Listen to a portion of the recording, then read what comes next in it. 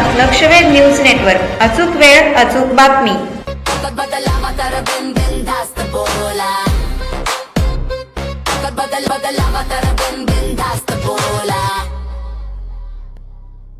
लक्षवेध news network मध्ये आपल्या सर्वांचं सहर्ष स्वागत आहे. तर आज आपण नरखेड जिल्हा परिषद गटामध्ये नरखेड या गावामध्ये आलेलो आहोत. तर येथे जनतेचा कौल कोणाकडे असणार आहे हे आपण एक छोट्याशा ग्राउंड रिपोर्ट मधून जाणून घेणार आहोत. नमस्कार दादा. नमस्कार. तर आता काही जिल्हा परिषदच्या निवडणुका चालू आहेत, तोंडावर आलेत, तर त्याबद्दल तुम्हाला काय वाटते? काय आमच्या गावात तर उमेश पाटील, संतोष पाटील गावासाठी आम चांगले आहेत. तर आता या ह्याच्यामध्ये इच्छुक उमेदवार आहेत. भाजपकडून जगन्नाथ कोल्हाळ आहेत आणि शिवसेनेकडून संतोष पाटील आहेत. तर तुम्हाला काय वाटतं की जनतेचा कौल कोणाकडे आहे? संतोषांना पाटील. संतोषांनाच का? संतोषांना, कारण त्यांनी भरपूर विकास केला आमच्या गावात. नदीवर पूल केलाय, ग्रामपंचायत तालुक्यात असं कुठंच नाही. पुन्हा आणि म्हणलं तर जिल्हा परिषद शाळा 1 कोटीचा निधी आणलाय. भरपूर विकास केला. जगन्नाथ कोल्हाळ यांनी काही केलं नाही? काय नाही, आमच्या इथे काय नाही. नरखेड मध्ये संतोष पाटील यांनी विकास केला. मध्ये पूर्ण येणारच, 100% गॅरंटी आहे. जर ते निवडून आले तर आणखीन नरखेडचा विकास करतील का? 100% आम्हाला खात्री आहे. विश्वास आहे. विश्वास. तुम्हाला काय वाटतं? कोणाबद्दल? जिल्हा परिषदच्या ज्या निवडणुका आहेत त्याच्यामध्ये काही इच्छुक उमेदवार आहेत, तर त्यांच्याबद्दल तुम्हाला काय वाटतं की कोण निवडून येईल किंवा जनतेचा कौल कोणाकडे? जनतेचा कौल मॅडम आता तसा विचार केला तर भाजपकडे आहे. आता वर काय गेम चालती काय माहित नाही. आता बघा इथं कांदा भरायला चालू आहे. तुम्ही इकडे बघा, अहो चहाचा कप 5 रुपयाला आहे. कितीला? ही 10 रुपयाला चहाचा कप, आणि ही रुपया किलो कांदा आहे. शेतकऱ्याला फाशी घ्यायची वेळ आली मोदी सरकारमुळं. हा, काय सांगायचं मग याला काय केलं पाहिजे उपाय? याला शेतकरी निर्यात बंदी, आता ती अंबानी अदानी काय त्यांची कर्जमाफी केली जाते. ह्या शेतकऱ्याकडे काहीच नाही, नुसता डोंगर चालू आहे कर्जाचा. पैसे तुम्ही कर्ज घ्या, आम्ही देता, इकडे डोंगर वाढतंय, परत ती शेतावर परत ही करते ती. तो डोंगर कमी करण्यासाठी काय केलं पाहिजे? सरकारने कर्जमाफी केली पाहिजे. मोदी सरकार वाईट नाही, चांगले बी आहेत, पण शेतकऱ्यासाठी आता घातक म्हणावं लागते. कारण त्यांनी म्हणले होते शेतीचे भाव दुप्पट करू. कशाचे भाव? रुपया किलो कांदा आलाय मॅडम.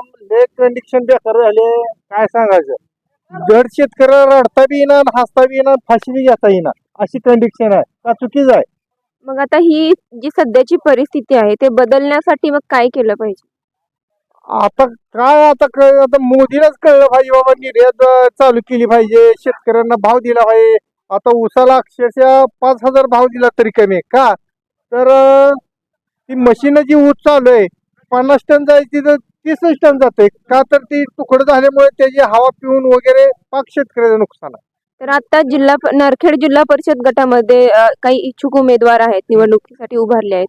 तर त्याच्यामध्ये भाजपमधून जगन्नाथ कोल्हाळ आहेत आणि शिवसेनेमधून संतोष पाटील आहे. तर यांच्याबद्दल तुम्हाला काय वाटतं की कोण जास्त नरखेडचा किंवा आपल्या ह्याचा गावाचा विकास करेल? कोल्हाळ येतात भाजपचे. तेच काय येते म्हणजे कौल जास्त आहे ना. म्हणजे इथं स्थानिक लेवलला हे जे आमचे परमनंट आमदार साहेब आहेत त्यांची कामं खचून आहेत. तेच का? मग संतोष पाटील करणार नाहीत काय? ना, आता ह्यांचं पहिल्यापासून वजन आहे ना, आमदार राजेंद्र पाटील, त्यांचं वजन आहे मोहोळ तालुक्यामध्ये. तेव्हा थोडक्यात बुलंद आवाज म्हणलं तरी चालेल मोहोळ तालुक्याची. तर मग जर निवडणुकीमध्ये जगन्नाथ कोल्हाळ जर जिंकले तर आणखीन विकास होईल? हा, 100% होणार मॅडम. नक्की होणार. हा, मग या शेतकऱ्याच्या समस्या सुटतील? शेतकरी मॅडम स्थानिक लेवलला, वर केंद्राच्या लेवलला सुटणं महत्वाचं आहे ना. आईनं पळापळी करून उपयोग नाही, बापानं पळापळी केली पाहिजे. म्हणजे आई ही घरात झाली, बाप हा बाहेर झाला. तसं आमदार लेवलची जी काय तुम्ही नगर परिषद म्हणला, ही स्थानिक लेवल झालं. मोदीनं केंद्रात पळापळी केली पाहिजे, म्हणून म्हणलं बापानं पळापळी केली पाहिजे. मोदी तिथं गप्पा शिपाई शेतकऱ्यावर अन्याय करते, कसा मेळ लागायला.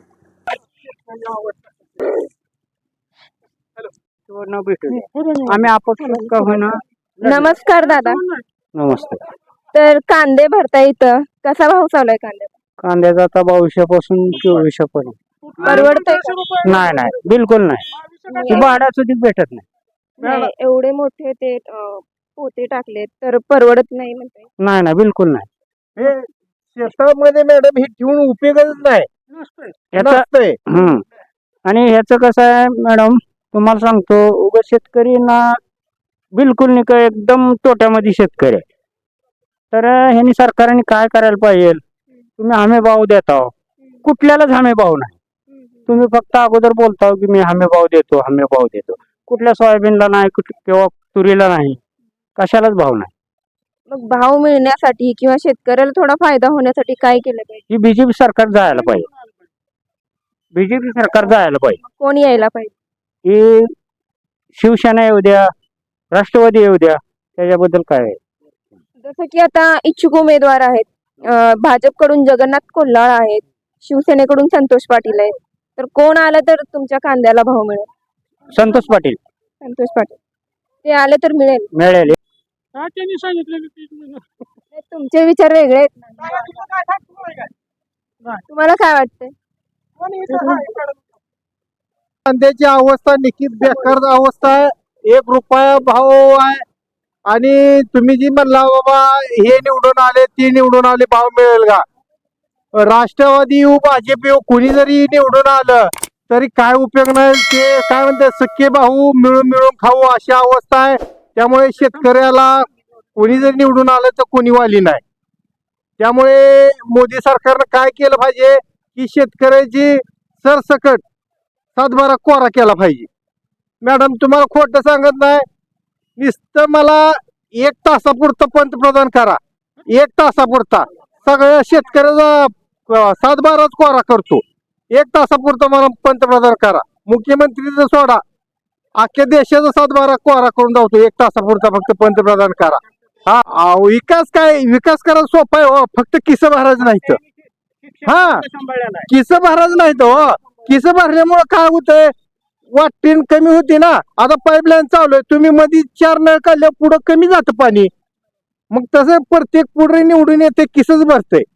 त्यामुळं शेतकऱ्यावर अन्याय लय व्हायला. यांनी मग सोयाबीनला 7,000 केला, कांद्याला कुठं 3,000 केला, कुठे 3,000 400 500 रुपये क्विंटल कांदा आहे. मग आपण मतदान करताना एक विचार केला पाहिजे की जो उमेदवार आपला खिसे भरणार नाही, तो शेतकऱ्यांचा असो किंवा देशाचा असो विचार करतो, त्याला आपण मतदान करण्याची एक संधी दिली जाते. मग आपण मतदान करताना तुम्ही विचार करून देऊ शकता. मॅडम तुमचं वाक्य लाखातले एक आहे. आम्ही स्थानिक पातळीवर आमचा मेन ही करू हो. स्थानिक पातळीवरला पुढे निवडू, पण राज्य केंद्राच्या लेवलचा माणूस तसा पाहिजे ना. काय तुमचं म्हणणं काय आहे? आता आम्हाला ते काय बोलायचं सुचना. त्यांनी वर आता काय सांगितलं, सोयाबीनला 5,000 भाव. 5,000 भाव दिलाच जात नाही ना मॅडम. हा सांगा, मोदी सरकार म्हणते 5,000 दिलंच जात नाही. कांद्याला 3,000 म्हणते दिलंच जात नाही. बरं, आपल्या जे नरखेड जिल्हा परिषद गटामध्ये आता जास्त म्हणजे कौल कोणाकडे असेल? कोल्हाड साहेब. हा गुलाल कुणाचा? गुलाला आता काय सांगता येत नाही. नमस्कार, बोला. काय निवांत आहात? हो निवांत आहे, शेतीतून दारा धरून आलो आता. काय आता जिल्हा परिषदच्या निवडणुका तोंडावर आले, तर त्याबद्दल काय म्हणाल? काय वाटतं तुम्हाला? काय ना म्हणलं लखनदादा शिंदे भाजपमधून उमेदवार त्यांचे म्हणजे आम्हाला आताच कळाले, तर आम्ही लखनदादा शिंदेला जिंकलो. तुम्ही एखाद्या गावातले युवा आहात, तर युवांबद्दल किंवा शेतकरी असो किंवा ज्या पण काही गावातल्या समस्या आहेत त्याबद्दल काय वाटतं की युवांसाठी काय केलं पाहिजे, जो कोणी उमेदवार असेल त्यांनी? युवांसाठी रोजगार निर्मिती केली पाहिजे. आणखी लोकांना म्हणजे तीच रोजगार निर्मिती. बाकीच्या काय काय तुमच्या गावातल्या समस्या तर काय राहणार आहे, संपणार नाही. त्या पूर्ण पण कराव्या लागेल. पूर्ण करत आलं तर संपतील ना? कुठला जरी नेता आला तर तो काय पूर्ण करू शकणार नाही. कोणाच्या सगळ्या समस्या असणार आहेत प्रत्येकाच्या. पूर्ण करण्यासाठीच उमेदवार असतो. उमेदवार असतो, पण कोण जरी आला तर तो पूर्णपणे पूर्ण होत नाही. नवीन एखादी समस्या निर्माण होते ना माणसाची. तर काही नरखेड जिल्हा परिषद गटातून काही इच्छुक उमेदवार आहेत. त्यामध्ये भाजपकडून जगन्नाथ कोल्हाळ आहेत आणि शिवसेनेकडून संतोष पाटील आहेत. तर जनतेचा कौल कोणाकडे जास्त राहील? आम्ही तर लखनदादा शिंदे सांगितलं तुम्हाला. भाजपकडून हम्म, हम्म. तर गुलाल कुणाचा असेल फायनल? लखनदादा शिंदे. नमस्कार काका. नमस्कार. मेथीची भाजी कशी आहे? 10 रुपये पेंडी. 10 रुपयाला हा. परवडते का? न परवडून काय आता करायचं दिवस यायचं. भरपूर फिरलात वाटतं. हा तरी पण कोणी घेतली नाही. कोणी नाही. हा फिरावं लागतं मग असं. निवडणुका तोंडावर आलेत आता, त्याबद्दल काय सांग? काय हो आले आता निवडणूक काय आता. शेतकरी आपण. हा मग काय शेतीमध्ये शेतीमध्ये जो माल आहे त्याला भाव मिळतो? भावच नाही राव. मग काय करणार? काय केलं पाहिजे? काय आता काय तर बदल करा पाहिजे. बदल कोण करेल? हा समजेने ठरवावं लागते. नाही आता तुम्ही ज्या उमेदवाराला निवडून देणार आहात हा. तो बदल करेल का? तो होय आता काय आता ते पुढचं सांगता येतं होय. भाजपकडून जगन्नाथ कोल्हाळ आहेत आणि शिवसेनेकडून संतोष पाटील आहेत. बर तर दोघांपैकी तुम्हाला काय वाटतंय कोण बदल करेल? नरखेडमध्ये जास्त विकास कोण करेल? आता काय त्याचं काय सांगता येतं होय. नाही, तुम्ही जर काही तुमच्या समस्या असतात त्या जर सांगितल्या तर त्यांच्यापर्यंत पोहोचणार आहेत ना का? हा, हा. जर तुम्ही सांगितलं तर ते बदल नक्कीच करतील. होय करते ती. जनतेचा कौल कोणाकडे असेल? जनतेचा कौल तर जगन्नाथ कोल्हाळकर जरा जगन्नाथ कोल्हाळ. संतोष पाटील का नाही? ते बी आहे की. ते बी आहे की. निवडून आल्यावर जास्त विकास कोण करेल? निवडून आल्यावर होय आता दोन्ही बी नवीनच आहे ती करतील दोघं बी काय कोणतरी एखादं म्हणजे एकच निवडून येणार ना? नाही, एक होय की. ती सांगता शकत नाही राव. तरी पण काय वाटतंय? तरी पण होय काय बघा आता काय जनता काय करते. काय म्हणताय निवडणुका तोंडावर आल्या जिल्हा परिषदच्या, हा. तर त्याबद्दल काय वाटतं? काय वाटतं म्हणलं तुम्हाला काय सांगावं?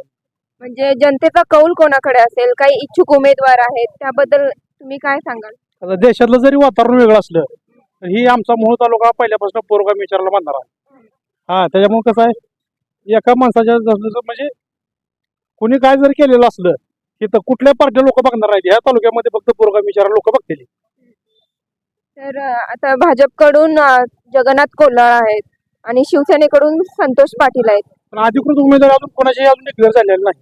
इच्छुक आहेत ना पण? तुम्ही असं म्हणू सुद्धा शकत नाही. तुम्ही त्यांचं कशामुळे तुम्ही त्याचं हे करायला अजून तुम्ही त्यांचं कसं काय तुम्ही हे करायला अजून दोन्ही बी पक्षाकडून अजून अधिकृत कोणाचं पोस्ट नाही. नाही, ते इच्छुक उमेदवार आहेत तर इच्छुक कसं त्याच्यामध्ये दोन्ही बी पक्षातनं तीन चार उमेदवार आहेत की.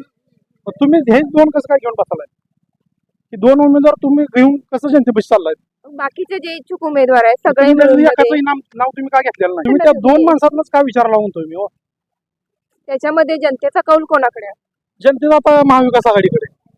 कसं आहे गल्लीपासून दिल्लीपर्यंत जरी बीजेपी सत्ता असेल तर आता तुम्ही बघताय चालूला की गल्लीपासून दिल्लीपर्यंत एकही मत त्यांना बिन पैसे देता लोक कोण टाकत नाही. तुम्ही आता बघताय दाढी पडते त्या 5-5 हजार 10,000 रुपये ती एका मताला देतील आणि गल्लीपासून दिल्लीपर्यंत एकही मत काँग्रेसने विकत घेतलेलं तुम्हाला कुठे दिसत नाही. जी काय चार कमी येऊ देशील काँग्रेसची पण ती नुसतं जनतेने रिस्पॉन्स देऊन टाकलेली मत आहे ती. आणि काँग्रेसनं गल्लीपासून दिल्लीपर्यंत त्यांची सत्ता असून एकही मत त्यांनी मोहोळ असेल कुठलंही असेल 10,000 5,000 रुपये दिल्याशिवाय त्याला मत कोण टाकलेलं नाही. की तुम्ही मीडियावाली जाऊ गेलेला आहे ते आम्ही काय कोणाच्या घरी जाऊन बघितलेलं नाही. तर शेवटी गुलाल कुणाचा? गुलाल महाविकास आघाडी असते. काय वाटतंय? कशाबद्दल म्हणजे जिल्हा परिषदच्या निवडणुका आहेत त्याच्याबद्दल काय वाटतं? त्याच्याबद्दल काय आम्ही राजन मालकाची माणसं मालक आमच्यासमोर दगड जर उभा केला मालकाने तर त्याला आम्ही मत देणार. आता कोण आहेत मग? आता कोणाला उभा केलंय? इच्छुक आहेत भया राऊत आहेत जगन्नाथ कोल्हाळ आहेत आणि आमची वसना पाटील आहे. पण आमची इच्छा आहे की भया राऊतला द्यावी नरखेड गटातनं. त्यांनाच का द्यावी? म्हणजे त्यांनी काय कामं केली? कर्तृत्व चांगलं आहे निष्ठावंत आहे कोणती कामं केली? मालकाचं निष्ठावंत आहे. पण त्यांनी गावाच्या विकासासाठी कोणती कामं केली? बरी आता आपलं बंदिस्त गटारासाठी काम केलंय रस्त्यासाठी काम केलंय जनतेच्या सारखं हाक मारले की धावून जाते ते. तर जर ते निवडून आले तर आणखीन नरखेडचा किंवा बाकीच्या गावांचा विकास होईल? 100% होणार. नक्की विश्वास आहे. विश्वास म्हणजे काय ते असं नेतृत्व आहे की बाईला पुढे करून लढत नाही ते स्वतः लढतात. हो आता जे मोहोळ तालुक्यातली लोक कशी आहे ती लेडीजला पुढे करायचं राजकारण करायचं. मालकाचं तसं नाही विकासाचं राजकारण करायचं. आमच्या मालकाने विरोधकावर एकदा टीका केली का राजन मालकांनी विरोधकावर एक तर दिवशी खालच्या पातळीची टीका केली का? विकासावरच बोलतात ते. म्हणून आम्ही मालकाला देव मानतो. तर ते आले तर नक्की विकास होईल आणि गुलाल आता कोणाचा? पदर झालाय बी न होतोय बी. झालं आता आमदार पाल्ला आमचा, काय विकास झाला मोहोळ तालुक्याचा?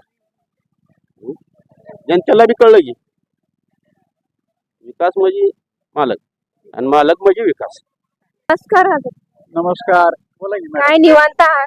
हो निवांत आहे, बोला की मॅडम. काय आता जिल्हा परिषदच्या निवडणुका आले तोंडावरच आहेत, त्याबद्दल काय सांगा? आता जिल्हा परिषदला तर आहे ते 2-3 गट ऐकून आहे मी आता. हा. तर म्हणजे गावाच्या काय समस्या आहेत, म्हणजे अपेक्षा काय, जो पण कोणी उमेदवार आता आहे? ग्रामीण भागातल्या समस्या म्हणजे शेताचे जे रस्ते आहेत, अंतर्गत रस्ते, बरं का, आणि हा सुविधा पाहिजे जनतेला. काही तर मेन पाण्याची पाहिजे, सुविधा पाहिजे जनतेला इथल्या. जो भीमा तुमचा सीना भोगावती कालवा आहे ना, त्याच्यासाठी सगळ्याची हे आहे बघा, मुद्दा महत्वाचा तो आहे. तर जनतेचा कौल कोणाकडे असेल, कोणत्या उमेदवाराकडे? आता तसं तर सांगू शकत नाही मॅडम. आता उमेदवार कोण राहतील उभा त्याच्यावर अवलंबून आहे. काही इच्छुक उमेदवार पण आहेत, भाजपकडून जगन्नाथ कोल्हाळ आहेत, शिवसेनेकडून संतोष पाटील आहेत. हा. तर जनतेचा कौल कोणाकडे राहील? आणखीन बरेच आहेत. ते काय जनता कधी काय कौल देईल सांगतात नाही मॅडम. दुधावस्था आहे तशी. तुमचं वैयक्तिक मत काय? वैयक्तिक मत सध्या तर भाजपचं पारडं जड आहे. भाजपच का? त्यांनी काय काय कामं केली? नाही आता वारं तर कामं काय सगळ्याची तशी बऱ्यापैकी आहेतच, पण भाजपचं वारं आहे तसं. भाजपचा विजय होऊ शकतो. हा म्हणजे शक्यता जास्त वाटायली जनतेला. तुम्हाला काय वाटतं? सध्याला जोड सेना आणि भोगावती जोड कालवा झाला पाहिजे, महत्वाचा मुद्दा. त्यानंतर शेतकऱ्याला जे खताचे रेट आहेत, आता सध्याला 10 सोयीचं पोते 2000 रुपये झाले. पहिलं 1470 होतं. 6 महिन्यात जर तुम्ही 500-500 रुपयांचा रेट वाढवत असला तर काय उपयोग आहे?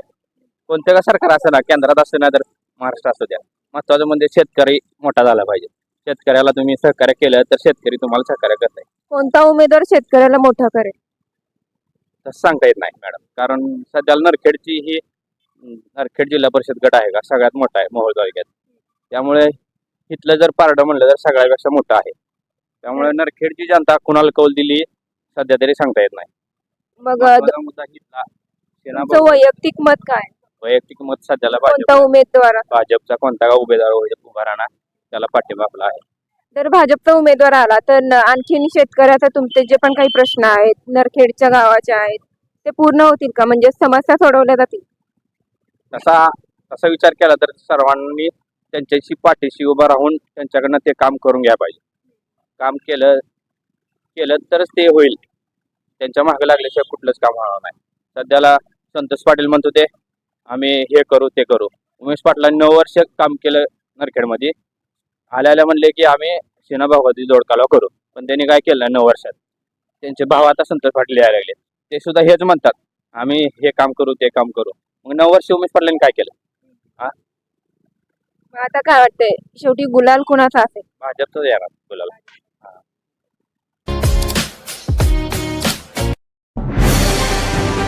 आजच आपल्या लक्षवेध न्यूज नेटवर्क या चॅनलला सबस्क्राईब करा, व्हिडिओला लाईक करा